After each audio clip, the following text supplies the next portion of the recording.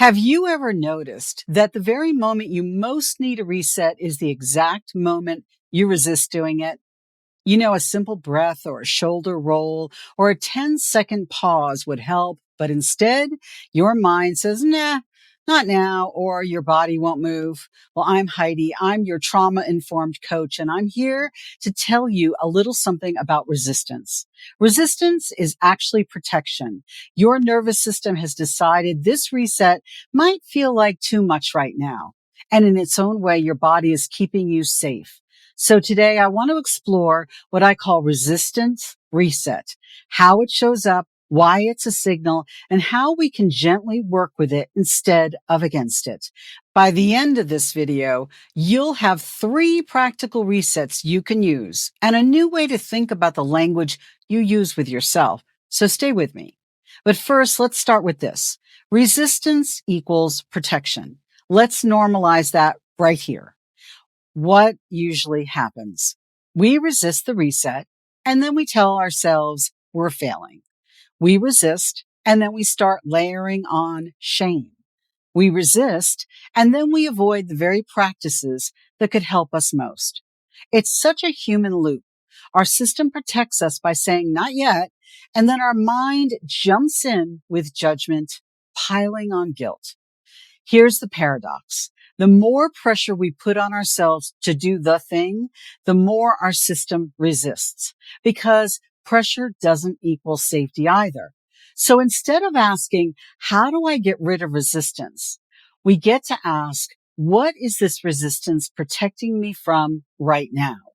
That shift makes room for change. So let's do something different here, right now. Instead of shaming resistance or trying to bulldoze through it, let's map it.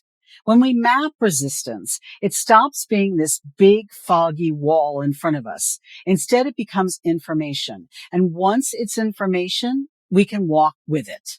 I'll guide you through 3 fast polls. Just check in with yourself as we go. Poll 1. On a scale from 1 to 5, how safe do you feel in your body in this exact moment? I'll give you a second to think about that. No overthinking. Just notice the first number that comes up. Write it down if you want. Poll 2. When you do reset, when it feels possible, what's your favorite doorway in? Movement, breath, imagery? You might already know your go-to, or maybe this question makes you think. Poll 3. What's the tiniest barrier that tends to stop you? Is it time, privacy, doubt, or just plain energy?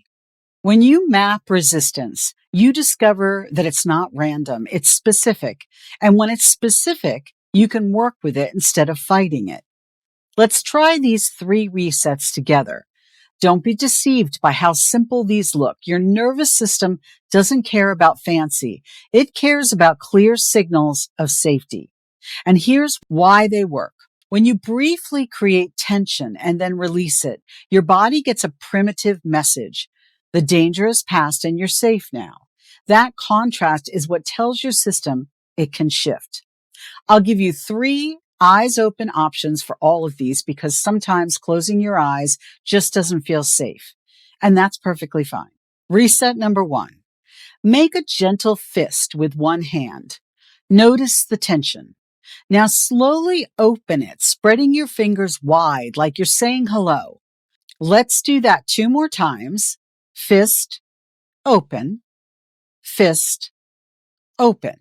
This works because you're interrupting the stuck pattern of holding and showing your body that release is possible. Okay, reset number 2.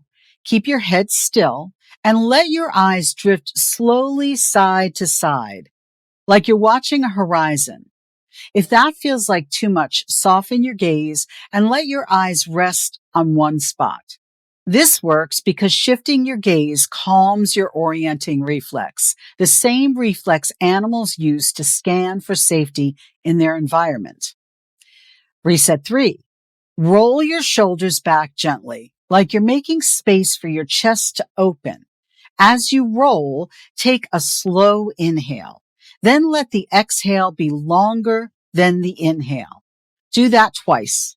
This works because long exhales activate your vagus nerve, telling your body, we can rest now. That's it. 3 resets in under a minute. Now check in. Did one of these shift you even 5%? That's enough. 5% is where change begins. Now let's shift to language. Think about a phrase for yourself that starts with I should or I deserve. Here's how we're going to play. We'll swap those out for what I call maintenance lines. Instead of heavy or guilt-ridden words, we frame it as light upkeep. So for example, I should journal. Rather than that, I maintain my practice by writing out one thought right now. I deserve a break. Let's make it, I maintain my energy with 3 breaths. Now let me pause here for a teaching moment because you might be wondering, why am I including I deserve in this exercise? Because don't we deserve whatever? Here's why. When we say I deserve, the nervous system often hears a gap. I don't have it now. It can also spark an inner debate. Do I really deserve this? Did I earn it? Am I selfish if I take it? That micro debate triggers tension instead of safety. But when we use maintenance language, the body hears something different. Maintenance says, this is normal, safe, and ongoing. It's like saying, I maintain my breath by taking the next inhale. So there's no debate, just a clear, safe signal of continuity. So take your should or deserve line and turn it into gentle maintenance. We now understand resistance is not the enemy, it's a compass.